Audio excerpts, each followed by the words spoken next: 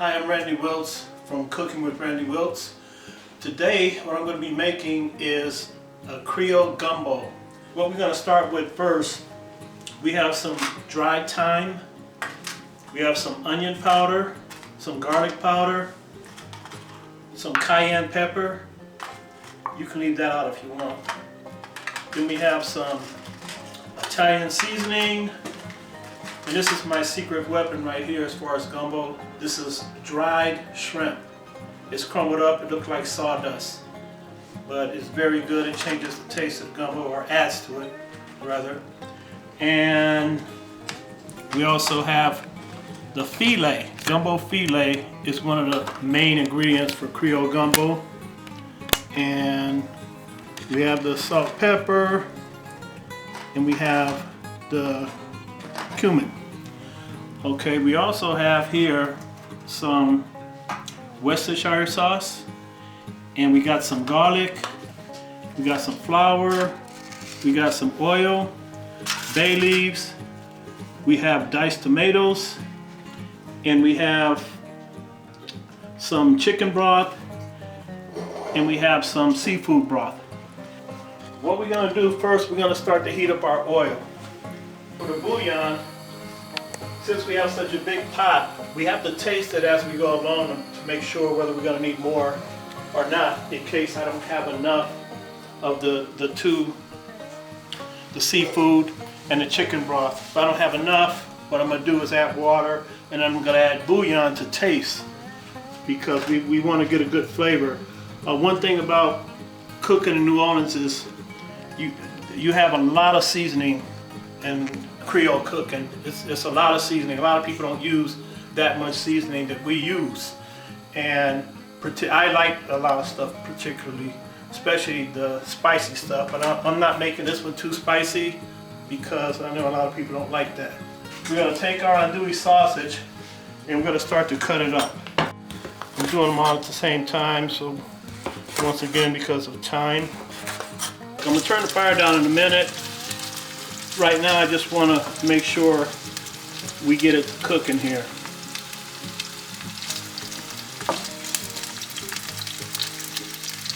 Put that on medium. We don't need a real high heat. About the Holy Trinity, like I said before, we have the onion, the bell pepper, and the celery.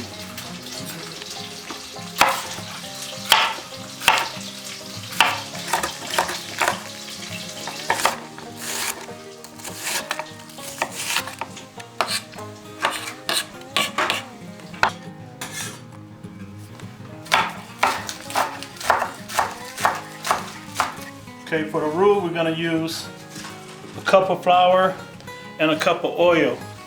We're going to leave the grease from the sausage, we're going to leave in the pan because it's going to add extra flavor to our roux. Okay, now we're going to heat back up the oil from the sausage. We have it on high just to make sure the grease from the sausage is hot. But then to do the roux, we're going to turn it down. What you have to realize about the roux is when you mix your flour and your oil, and in my case the other oil or grease, with the flour, and you start to make the roux, you're gonna have to really be careful with it. You can burn it real easy, and once it burned, you might as well just take your roux and throw it away and start over, because if you burn it, you ruined it. So with that said, we're going to turn the fire down to medium, and we're going to pour in our other oil. Okay, then we're going to start putting our flour in. Remember, when you put the flour in, you put it bit by bit. You don't throw it all in at the same time. Make sure it dissolves real good.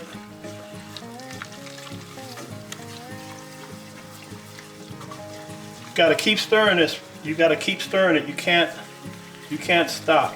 And remember, the darker your roux, the richer it's gonna be. So the more flavor you get. So you want to get this as dark as you can, like maybe a peanut butter or chocolate color. This is a cup of flour and a cup of oil, and then whatever leftover grease I had from cooking the andouille. Sometimes this takes like 20 to 40 minutes to get it exactly like it needs to be. Okay, so after about 35 minutes, this is what your roux needs to look like. Just like this. See that color? Rich color. Let's get that fire on.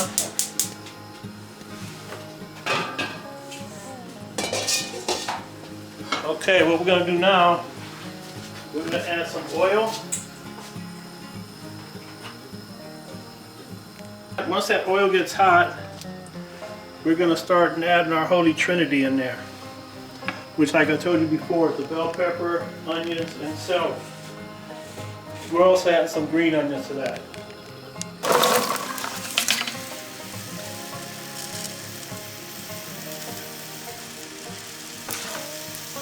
We're also going to throw some parsley in there that I have pre-chopped up.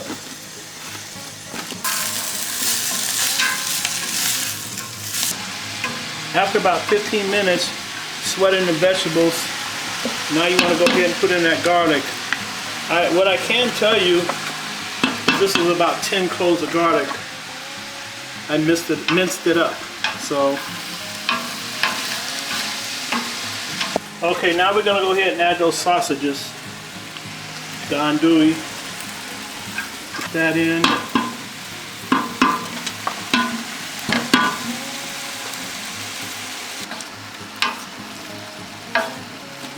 We have our seafood broth. Then we have our chicken broth.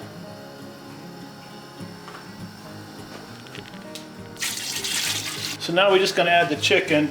Some people like to kind of pre-fry their chicken, not to cook it through, but just cook it around, you know, the edges and what have you, and just get like a sear on it kind of thing. But me, I just like to put mine in the gumbo straight, and it works. It's fine. Tomatoes. We're going to throw in the thyme and the onion powder and the garlic powder and the paprika, Italian seasoning. I'm going to put some of the dried shrimp in there for now, and depending on the taste, it'll let me know when I need to add some more. We're going to go ahead and put in the bay leaves and the Creole seasoning. I didn't measure anything. I'm just going by how much I think should go in there, which is fine because you could always add more stuff. Like I said, that's a big pot. Now we're going to add some of the filet for now.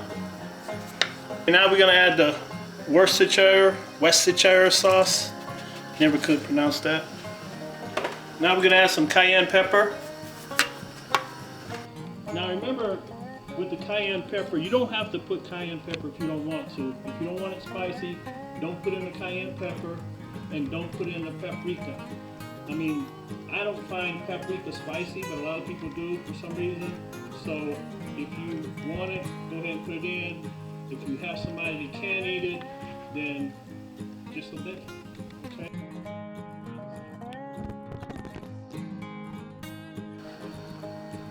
I'm going to add the black pepper, more black pepper.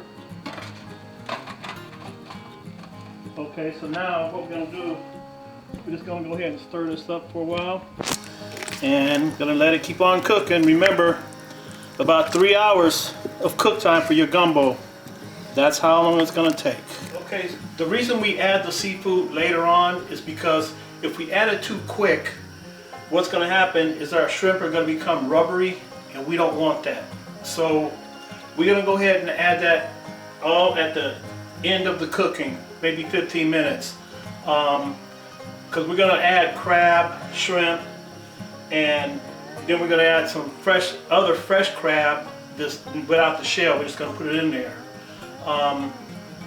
And the thing is, if you want, a lot of people in Louisiana add oysters to their gumbo. I do sometime, but not all the time. I'm just not adding any today. Some people like it, some people don't. I have in the past added lobster and crawfish to my gumbo, but I didn't do that today. Like I said, I'm only using the seafood that I spoke about. So we're just gonna go ahead with that. Okay, we're gonna go ahead and dump the crab in now. I have quite a bit of crab here, only because, like I said, this is a large pot. So we got all kinds of crab going on here.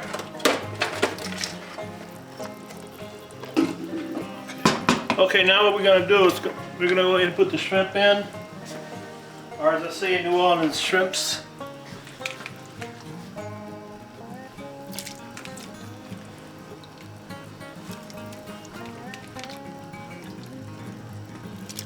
We're gonna go ahead and let it cook for another 15, 20, 30 minutes. Then we'll be done. We should be done. So now we have the finished product of what the gumbo is. Most people, a lot of people, especially in Louisiana, they put it over gumbo, and some like to put it over potato salad. And actually, that's the way I like it, with potato salad. And there it is. Put some hot sauce in it, some Louisiana hot sauce, and you got it made.